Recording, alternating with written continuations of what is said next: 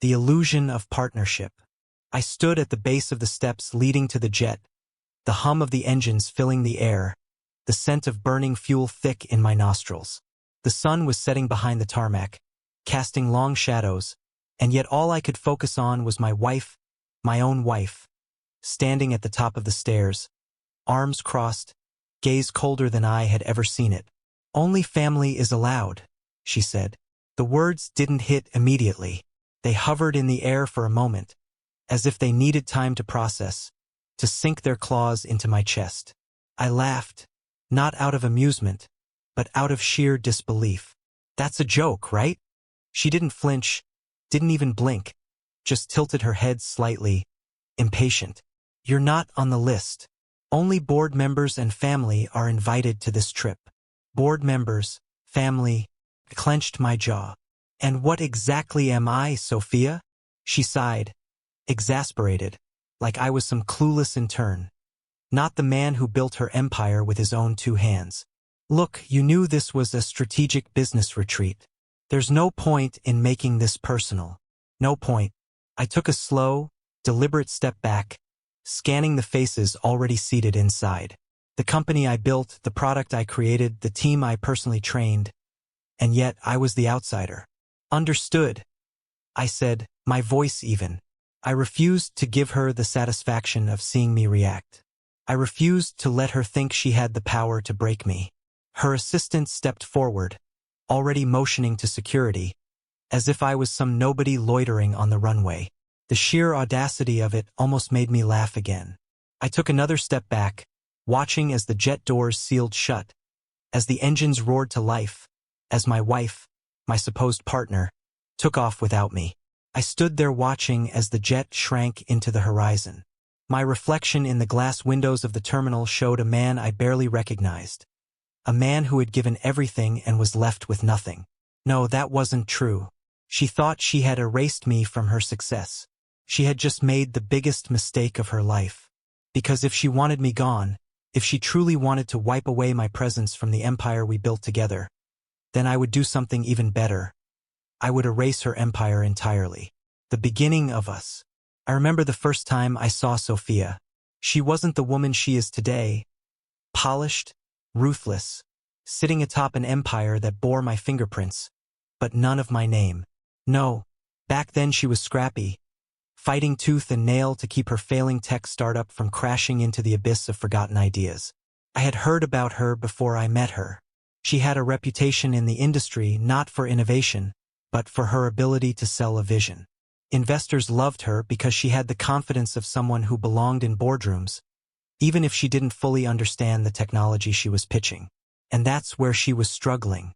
Sophia had connections, she had influence, but she lacked the foundation, the raw, unshakable substance to back up the dreams she spun in investor meetings. And then there was me, a software engineer, but not just any engineer. I had something people had been chasing for years, a revolutionary algorithm that could change the industry. Hypersync. It started as a passion project in my small, dimly lit apartment, the kind of thing tech nerds dream about but never expect to go anywhere. An AI-driven automation software that could optimize business operations in real time, adapting without human intervention. It was brilliant, it was unstoppable, it just needed the right stage. And Sophia, she had the stage. Our paths crossed at a tech summit. I had barely been able to scrape together enough money for a ticket, spending the last of my savings to be in a room filled with people who didn't even know my name. Meanwhile, she was there as a guest speaker, talking about innovation while her own company was circling the drain. She saw me before I even saw her. I was in the demo hall, showing a group of skeptical attendees what Hypersync could do on my laptop. The moment the screen displayed its seamless adaptability, data flows updating in real time, entire business infrastructures recalibrating with zero lag, I saw her watching me from across the room. She waited until the crowd thinned before she approached. "You made this." There was something sharp about her tone, something calculated. I nodded. "Yeah." She smiled, but it wasn't the polite kind. It was the kind that hinted at opportunity. "I think we need to talk." That conversation lasted hours. She asked questions, real questions, not just about the technology, but about me, who I was, what I wanted, what my endgame was. I told her the truth. I don't care about fame. I just want this to exist. I want it to be used. That's when she said the words that altered my entire future. You have the brains, I have the resources. We'd be unstoppable together. It was the perfect pitch. She told me about her struggling startup, how she was on the verge of losing investor confidence, but if we merged my software with her infrastructure, we could redefine the industry. It wasn't just flattery. It was real. And for the first time I saw a path forward for my work that didn't involve me sitting alone in a dark room, hoping someone took notice. So I said yes. From two strangers to partners. The next few years were a blur of hard work, late nights, and blind faith. I poured my entire soul into refining Hypersync, making it sharper, faster, more adaptive than anything the world had ever seen. Meanwhile, Sophia worked her magic, securing funding, partnerships, press coverage. It was exhilarating. We weren't just business partners, we were equals, or at least that's what I thought. Somewhere along the way, the late-night strategy meetings turned into shared dinners. The professional admiration turned into something deeper. Before I even realized it, I was in love with her. I saw her as the person who believed in me when no one else did. She saw my potential, championed my work, fought to bring it into the world. And in return, I trusted her completely. We got married before the company even took off. It felt like a natural step, like we were sealing our commitment not just to each other, but to our vision. Hypersync wasn't just a company, it was our child, the thing we built together, the thing we were going to share forever. Or so I thought. The first red flag. First, it was small things. Sophia taking press interviews alone, brushing off my presence as if I was just some behind-the-scenes tech guy. The investors started associating Hypersync solely with her, treating me as if I was her employee rather than her co-founder. I noticed that in meetings she would correct people who referred to Hypersync as our company, subtly shifting the language to imply that it was hers. I didn't say anything. I convinced myself that it didn't matter. We were a team, weren't we? What was the point in arguing over something as petty as credit when we were both reaping the rewards of our success? But looking back, that was the moment the balance shifted. That was when I should have seen the warning signs. Because Sophia wasn't just ambitious. She wasn't just driven. She was hungry. And soon I would find out just how much she was willing to consume to stay on top. The shift in power. At first, it was easy to ignore the changes. Success does that. It blinds you to the little details, the subtle shifts and dynamics that don't seem important until it's too late. When we were struggling, when we were fighting together to make Hypersync a reality, there was no room for ego, no space for power struggles. We were two halves of a whole working toward the same goal. But once the money started rolling in, once the investors started throwing millions at us, everything changed. Or maybe she changed. At first, the changes were so gradual that I barely noticed them. She took on more media interviews, and I let her. It made sense. Sophia was the face of the company, the one who charmed investors, who made deals happen. She had the personality for it, the confidence, the connections. I was fine being in the background. I wasn't in it for the fame. Then, slowly, the language changed.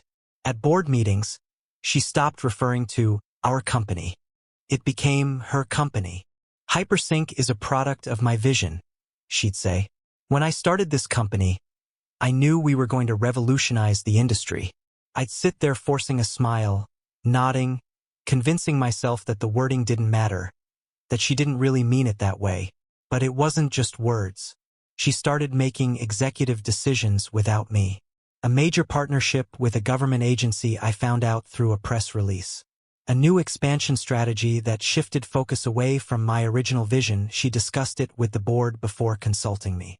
The company's branding was suddenly centered entirely around her. The official website no longer listed me as co-founder, just as lead developer. I confronted her about it once, sitting in our sleek, glass-walled office overlooking the city. Sophia, I said, trying to keep my voice calm, we built this together. Why do I feel like I'm being pushed out? She sighed, barely looking up from her laptop. You're overthinking it.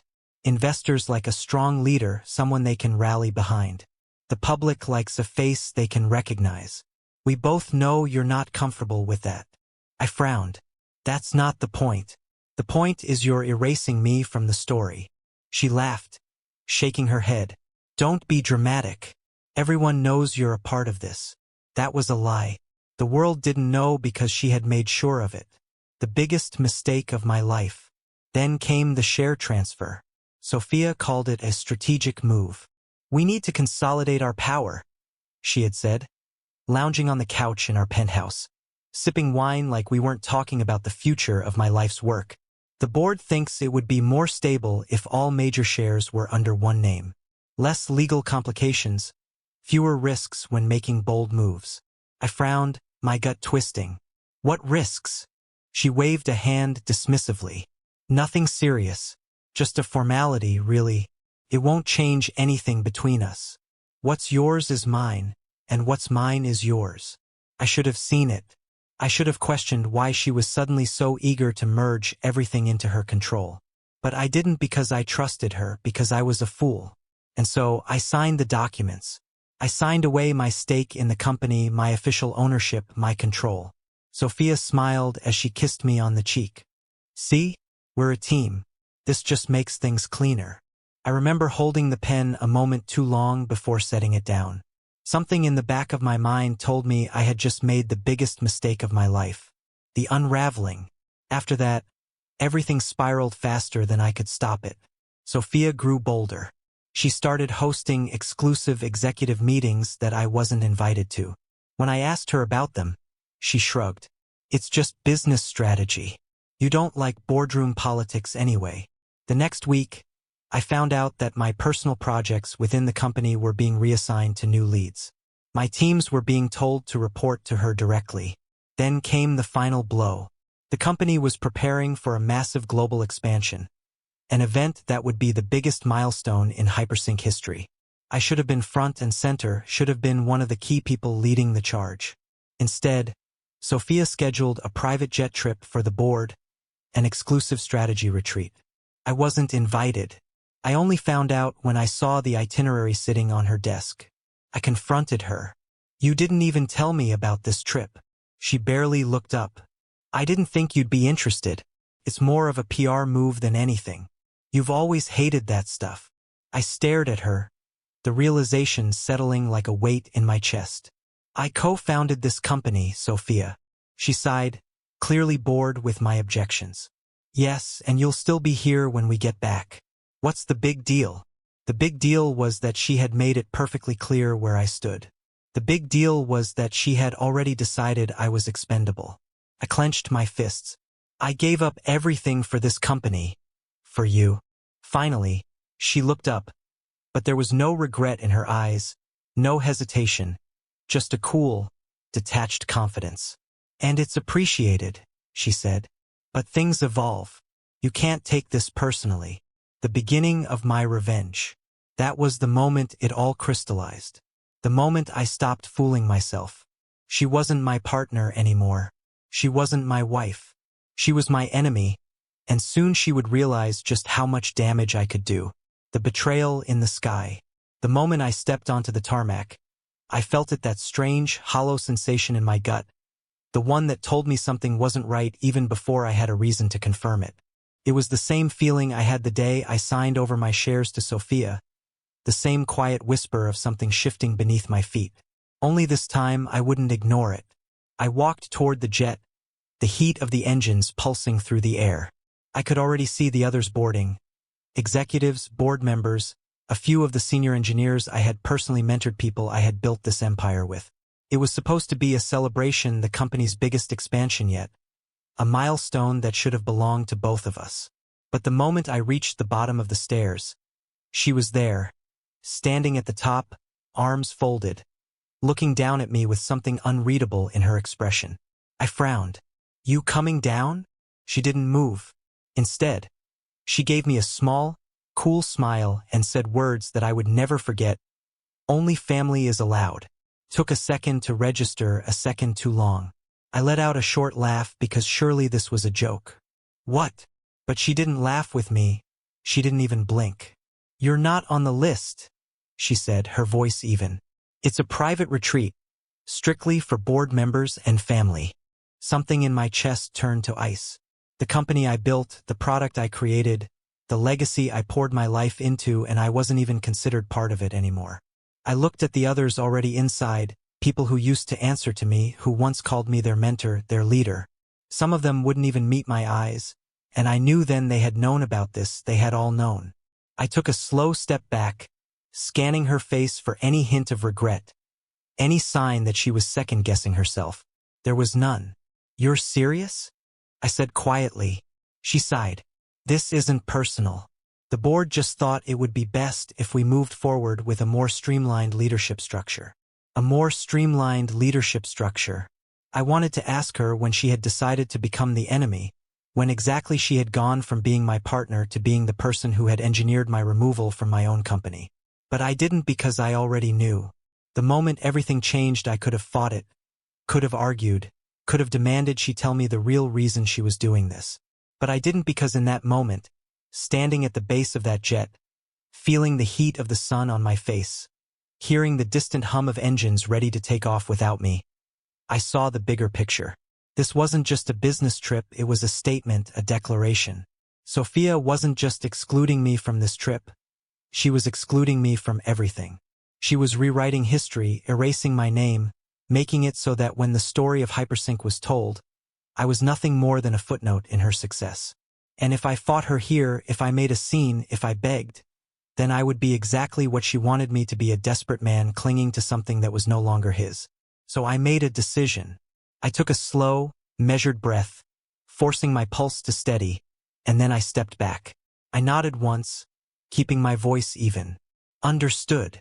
Sophia blinked just for a fraction of a second.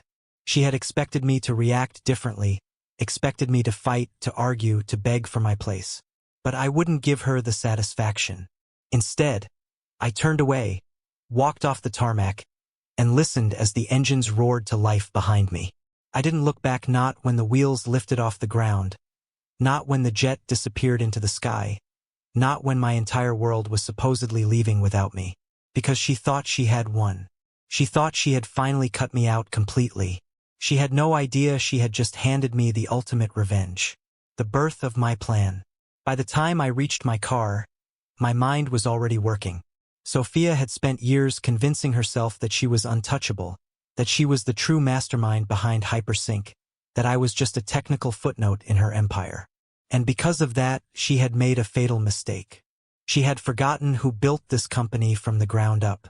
She had forgotten who created the foundation that held it together. She had forgotten that the core of everything, the software, the security, the very system that powered Hypersync, was still mine. And now I had nothing left to lose. As I drove away from the airstrip, my hands tightened on the wheel. She had taken everything from me, but there was one thing she didn't take, something she didn't even realize I was still in my possession. The source code, the security keys, the backdoor I had built into the system from the very beginning, a safety measure, a kill switch, something I had installed in the early days when I still believed that we were in this together. She thought she had shut me out. She thought she had erased me. She thought she had won. But she had no idea. Because now, for the first time since this all began, I was no longer playing defense. Now I was going to take everything back. Not just my company, not just my legacy. I was going to erase her empire, brick by brick, line by line, until there was nothing left but ashes. The first strike. I didn't go home that night. There was no point. The house, the penthouse we had bought together when Hypersync's valuation hit its first billion, felt more like a museum now. A carefully curated display of her success, where my presence had been reduced to little more than an afterthought. No, I needed to be somewhere else, somewhere quiet where I could think, where I could plan. So, I drove to the one place that still felt undeniably mine, the private development server I had rented out years ago when Hypersync was still an idea, a dream I had coded into existence line by line. No one knew about it, not Sophia, not the board, not even the engineers who worked under me. This was my failsafe, and tonight it would become the beginning of her downfall. The code no one knew existed. Hypersync wasn't just another tech company, it was an ecosystem, a self-sustaining automation network that powered everything from high-frequency trading firms to global supply chains. It was designed to be impenetrable, its security layers tighter than any government system.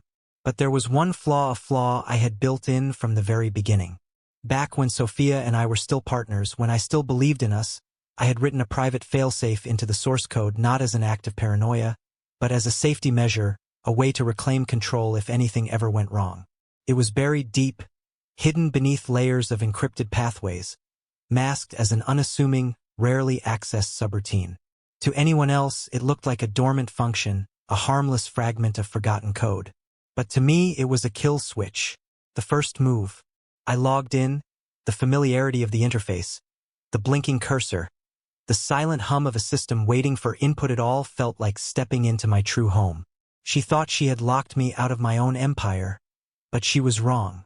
With a few keystrokes, I accessed the master framework. I took my time. Sophia was on a plane, surrounded by her new board, her loyal executives, basking in her illusion of power. She wouldn't see this coming. She never did. First, I ran a diagnostic. The numbers flashed across the screen: hundreds of servers, millions of active users, a network worth billions, and all of it was still tied to my code. Then I executed the first command, a simple one, a security reconfiguration. On the surface, nothing changed. Hypersync continued running as usual. But beneath the surface, every executive-level access key was revoked. No one, not Sophia, not the board, not a single top-level employee could log in or make any critical system changes except for me. I leaned back, watching as the system reset itself. She wouldn't notice immediately, not yet. But soon, very soon, she would wake up to a world where she was no longer in control. The next morning, my phone rang at 6:07 a.m. I didn't answer. It rang again and again. Finally, I picked up just to hear her voice, sharp and frantic. "Aaron," she snapped. No greeting, no pretense, just pure panic. "Hypersync is locked down. We can't access anything." "What the hell did you do?" I smiled. It was satisfying listening to the cracks in her usually composed demeanor, hearing the underlying fear in her voice. I kept my tone casual. "Good morning, Sophia. Something wrong." She exhaled sharply, frustration clear in every syllable. "Don't play games. The system is rejecting all executive logins. The entire board is locked out. The engineers can't override it. I know you did something." I took a slow sip of my coffee, savoring the silence between us. Then I said the words I knew she never expected to hear. "Sorry, but only family is allowed." The moment she knew, there was dead silence on the other end of the line. I could almost picture her standing in some luxury resort, phone clenched in her hand, her carefully constructed world starting to fracture. "You," she started. But I cut her off. "Let me get one thing straight, Sophia," I said, my voice cold now. "You didn't build Hypersync, I did. You didn't design the system, I did. You don't own it, I do." She tried to interrupt, but I kept going. "And if you think for 1 second that you can erase me from the company I created, then you don't understand the first thing about how any of this works." A sharp inhale. Then her voice dropped to something more dangerous. "You think you can take it back?" she hissed. "You think you can win?" I let out a short laugh. "Sophia," I said, leaning forward, lowering my voice like I was letting her in on a secret. "I already did." Then I hung up. The beginning of her end. By the time she landed, it was too late. Hypersync's security system had been completely overhauled. All critical operations required my biometric authentication. The board was in shambles, investors demanding answers, and Sophia, for the first time, she realized what she had done. She had undermined me. She had betrayed me. She had shut me out of my own empire. But in doing so, she had forgotten something far more important. I was the one who had built this from nothing. I knew every line of code, every system flaw, every hidden failsafe. And now I was going to burn it to the ground. The collapse begins. I didn't go back to sleep after hanging up on Sophia. I just sat there staring at my phone, watching as the missed calls piled up, one after another, her name flashing over and over like a desperate heartbeat. By 7 a.m., the calls stopped, not because she had given up, but because she had finally realized the truth. This wasn't just a minor system glitch. This wasn't something her engineers could patch in a few hours. This was the beginning of the end, and I had written the script. The desperation begins. At exactly 8:15 a.m., I got a text not from Sophia, but from one of my old engineers, someone who had been loyal to me before Sophia started restructuring the company to squeeze me out. They're panicking. The board is losing its mind. She's trying to call an emergency meeting, but no one can access anything. What did you do? I smirked, typing back slowly, just reminding them who built the system. Her first attempt to fix it. Sophia was smart. I had to give her that. She didn't waste time. She called in every expert she could find, top-tier cybersecurity specialists, former government encryption analysts, even a few of my old team members she had kept around after I left. They all ran into the same wall. The lockout wasn't just a simple admin-level restriction. It was a deep, structural override, something embedded so far into the system that even if they tried to rewrite access pathways, the code would rebuild itself in real time. Hypersync was shutting her out at the DNA level, and there was only one person who could unlock it: me. The first call from the board. By 10 a.m., my phone rang again, not Sophia this time. One of the board members. I let it ring twice before answering. Aaron? The voice on the other end said, strained but carefully measured. We seem to have encountered a technical issue. I assume you're aware of it. I leaned back in my chair, letting the silence stretch for a moment before answering. I might be. A pause. Then a shift in tone, less businesslike, more frustrated.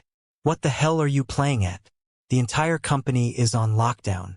We're bleeding millions by the second. I glanced at my laptop screen, where the live feed of Hypersync stock price was already plummeting. I could almost hear the panic in their voices from here. You'll have to be more specific, I said, feigning confusion. Are you asking for my professional expertise, or just yelling for the sake of it? More silence. Then a reluctant exhale. We need your help. There it was, the first crack in their arrogance. I tapped my fingers against the desk, considering my next words carefully. You need my help? I repeated. Funny, because just last week Sophia made it very clear that I was no longer a part of Hypersync. You were never removed, the board member said quickly. That was a misunderstanding. I cut him off, my voice dropping. You locked me out of my own creation. You let her erase my name, strip my influence, humiliate me. And now that everything is falling apart, you want my help. The silence stretched long this time. I could feel his discomfort, his anger, his helplessness. Then finally, what do you want? I smiled. Nothing yet. Then I hung up. Sophia's breaking point. By noon, she finally cracked. She didn't call. She showed up at my door. I wasn't surprised. Sophia wasn't the type to beg over the phone. She needed to be in control, needed to stand in front of someone and make them see her authority. Except this time, she didn't have any. I opened the door to find her standing there in a sharp designer suit, looking impeccable as always. But there was something different in her eyes. For the first time since this war started, she looked afraid. I leaned against the door frame, arms crossed. To what do I owe the pleasure? She exhaled sharply, her jaw tightening. Let me in. I didn't move. No. Her eyes flared. Aaron, I don't have time for games. I smiled. Neither do I. She hesitated, then forced herself to take a breath, calming her tone. Look, she said. We can fix this. We.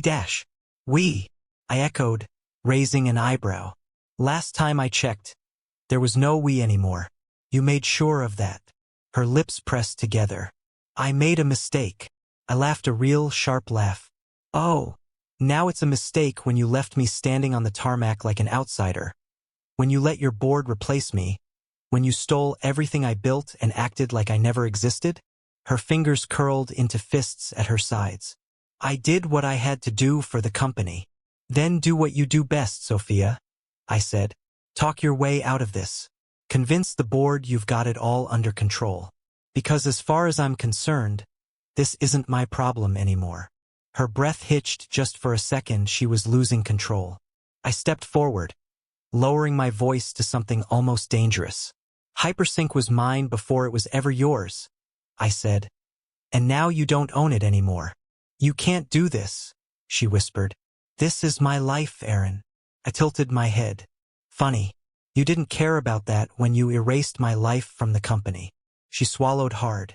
For the first time, she didn't have a response. So I leaned in, delivering the final blow. Consider this your first lesson in losing everything, I murmured. Then I shut the door in her face. The chaos spreads. By evening, the fallout had spread. Investors began pulling out, terrified of the instability. Customers started losing access to Hypersync services, causing major corporations billions in potential losses.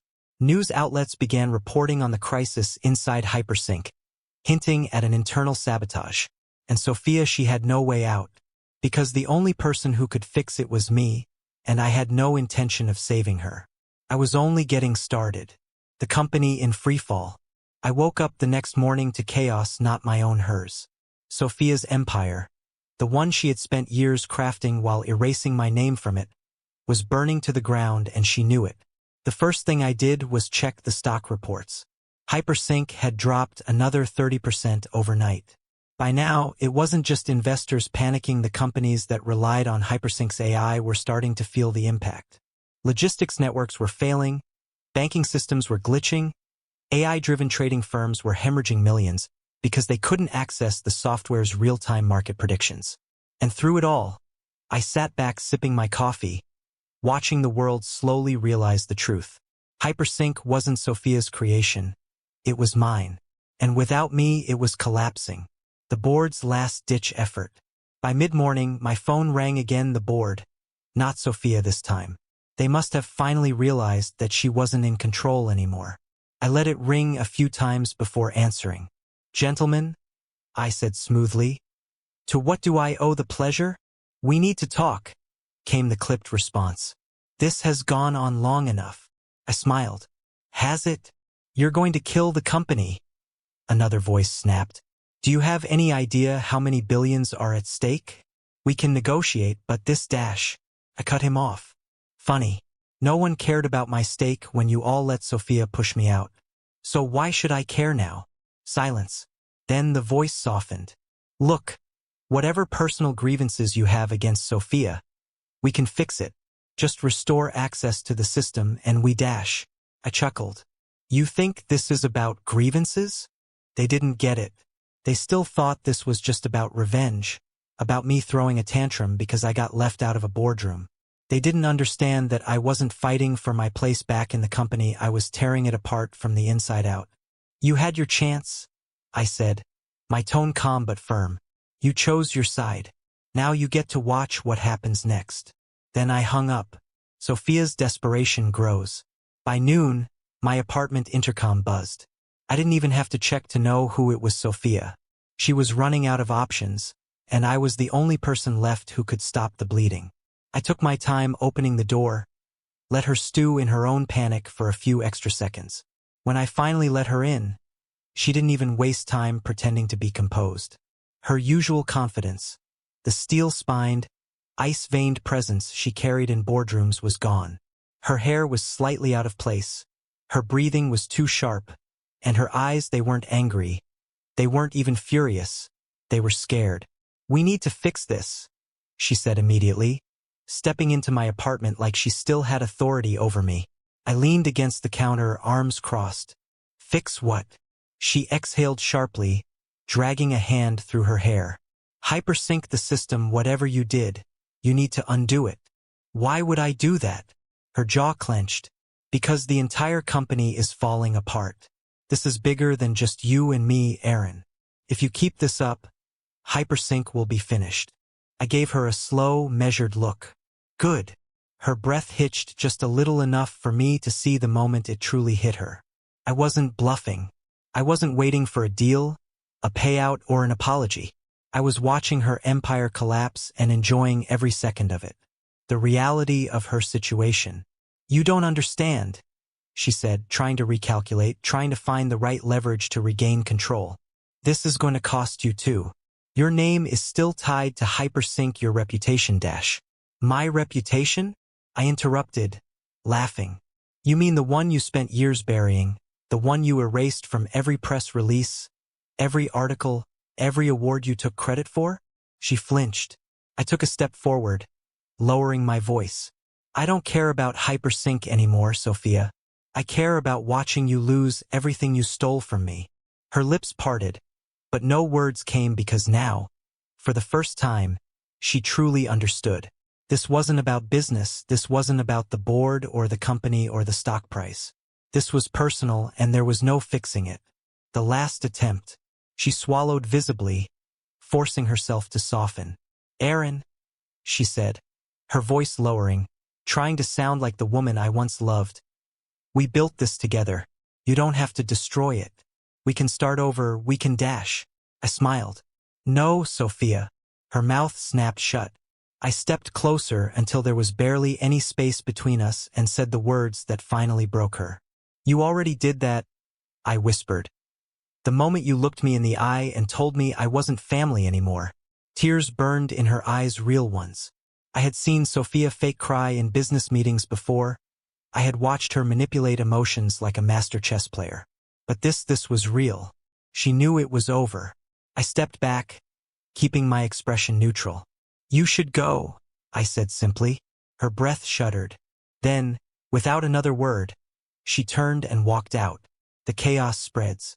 By evening, the fallout had spread. Investors began pulling out, terrified of the instability. Customers started losing access to Hypersync services, causing major corporations billions in potential losses. News outlets began reporting on the crisis inside Hypersync, hinting at an internal sabotage. And Sophia, she had no way out because the only person who could fix it was me, and I had no intention of saving her. I was only getting started. The chaos grows. I woke up the next morning to chaos, not my own, hers. Sophia's empire, the one she had spent years crafting while erasing my name from it, was burning to the ground, and she knew it. The first thing I did was check the stock reports. Hypersync had dropped another 30% overnight. By now, it wasn't just investors panicking. The companies that relied on Hypersync's AI were starting to feel the impact. Logistics networks were failing, banking systems were glitching, aid-driven trading firms were hemorrhaging millions because they couldn't access the software's real-time market predictions. And through it all, I sat back, sipping my coffee, watching the world slowly realize the truth. Hypersync wasn't Sophia's creation, it was mine. And the final blow. By evening, the news headlines were everywhere. Hypersync faces unprecedented crisis as CEO Sophia, last name, fails to regain control. Investors flee as Hypersync stock crashes. Was Hypersync's true genius erased from history? And the best part? The media was finally digging into the truth. Interviews with former employees, old articles mentioning my name before it was wiped from company records, whispers about how maybe Sophia hadn't been the real mastermind after all. By midnight, Hypersync had lost half its valuation, and Sophia, she was finished. Not just as CEO, as a legend, a business icon, a name that once commanded respect in every boardroom. Because now the world knew she wasn't the woman who built Hypersync. She was the woman who lost it.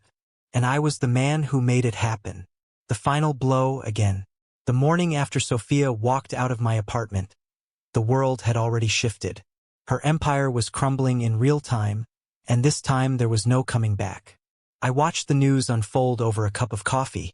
My laptop open, multiple stock reports flashing across the screen. Hypersync had lost 60% of its valuation overnight. Sophia had spent years building an image of power, control, and innovation, convincing the world that she alone was the force behind Hypersync's success. But in the span of 24 hours, that illusion had been shattered. The media vultures who once worshipped her were now tearing her apart, picking at every flaw, every decision she had made, every questionable tactic she had used to climb to the top. It was almost poetic. She had spent so much time erasing me from the company's history, convincing herself that she had all the power. But now she was just another fallen CEO, another scandal-ridden executive whose name was being dragged through the mud. The consequences she never saw coming. For the first time in years, she was nobody. No more corporate events, no more keynote speeches, no more front-page headlines celebrating her success. Just radio silence. I heard through a mutual contact that she had been trying to sell her remaining shares, desperate to salvage whatever money she could. But with the company in freefall, her stock was practically worthless. She had lost everything. and I had taken it all away from her. My own empire rises. But while she was fading into obscurity, I was doing the opposite. 2 weeks after her removal, I announced something new. Not a company revival, a rebirth. SYNK Forge, a new AI-driven platform, sharper, faster, smarter than anything Hypersync had ever been. And the best part? It wasn't just me.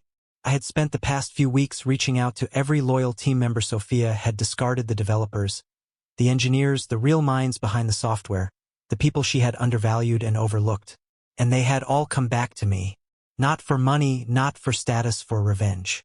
The ultimate payback. When SYNK Forge launched, it was an immediate success. Investors who had pulled out of Hypersync came to me first. Tech publications that had once praised Sophia were now writing about me.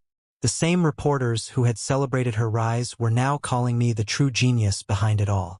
And Sophia, she was watching it happen. I knew she was. She wouldn't be able to help herself. Because this wasn't just a personal betrayal for her. This was her greatest fear coming true. She had spent years making sure the world only knew her name. Now the world was forgetting her entirely. Her last desperate call. Then one night my phone rang. For a second I almost ignored it. Then I saw the name Sophia. I stared at it, debating. Then slowly I answered. She didn't say anything at first. I could hear her breathing slow, measured, like she was forcing herself to keep it together. Finally she spoke. "Aaron," she said, voice thinner than I'd ever heard it before. I leaned back in my chair. "Sophia." There was a long silence. Then, barely above a whisper, "I need help." I didn't react, didn't let my voice shift, didn't let her hear the satisfaction I felt deep in my bones. I had been waiting for this. She had spent so long acting like she was untouchable, like she was the goddess of the tech world, the woman who had everything. Now she was begging me. I took my time, letting the silence stretch before I finally spoke. "Sorry, Sophia." I let out a slow exhale. "Only family is allowed." Then I hung up. And just like that, I ended it for good. Her new reality. Sophia didn't reach out again after that night. Not a call, not a text, nothing. I wasn't surprised. Because what was left to say? She had spent years crafting her own mythology, convincing the world that she was the mastermind behind Hypersync, the one who had built it from the ground up. And for a while, the world had believed her. But now she was a cautionary tale. The headlines wrote themselves the morning after our final meeting. From CEO to scandal. The fall of Sophia Callaway. Hypersync implodes. Was it built on lies? Once a tech icon. Now a pariah. Sophia Callaway's stunning downfall. The press had been brutal, relentless. Every interview she had given, every moment she had taken credit for my work, every deal she had made while pushing me further into the background, it was all under the microscope now. Former employees came forward. Investors publicly distanced themselves. Even her most loyal supporters started walking away, realizing that aligning with her was a sinking ship. And the final blow. Hypersync's board of directors had voted her out. She was officially removed as CEO. A public statement had been released filled with corporate doublespeak. But the message was clear. Sophia Callaway was no longer the face of the company. She wasn't anything anymore. My own empire rises. But while she was fading into obscurity, I was doing the opposite. 2 weeks after her removal, I announced something new, not a company revival, a rebirth. SYNK Forge, a new AI-driven platform, sharper, faster, smarter than anything Hypersync had ever been. And the best part? It wasn't just me. I had spent the past few weeks reaching out to every loyal team member. Sophia had discarded the developers, the engineers, the real minds behind the software, the people she had undervalued and overlooked. And they had all come back to me, not for money, not for status, for revenge. The ultimate payback. When SYNK Forge launched, it was an immediate success. Investors who had pulled out of Hypersync came to me first. Tech publications that had once praised Sophia were now writing about me. The same reporters who had celebrated her rise were now calling me the true genius behind it all. And Sophia, she was watching it happen. I knew she was. She wouldn't be able to help herself. Because this wasn't just a personal betrayal for her. This was her greatest fear coming true. She had spent years making sure the world only knew her name. Now the world was forgetting her entirely. Her last desperate call, then one night. My phone rang for a second, I almost ignored it, then I saw the name Sophia, I stared at it debating, then slowly I answered. She didn't say anything at first, I could hear her breathing slow, measured, like she was forcing herself to keep it together. Finally she spoke. Aaron, she said, voice thinner than I'd ever heard it before, for I leaned back in my chair. Sophia. There was a long silence, then barely above a whisper, I need help. I didn't react, didn't let my voice shift, didn't let her hear the satisfaction I felt deep in my bones. I had been waiting for this. She had spent so long acting like she was untouchable, like she was the goddess of the tech world, the woman who had everything. Now she was begging me. I took my time, letting the silence stretch before I finally spoke. Sorry, Sophia. I let out a slow exhale. Only family is allowed. Then I hung up, and just like that I ended it for good. Asterisk.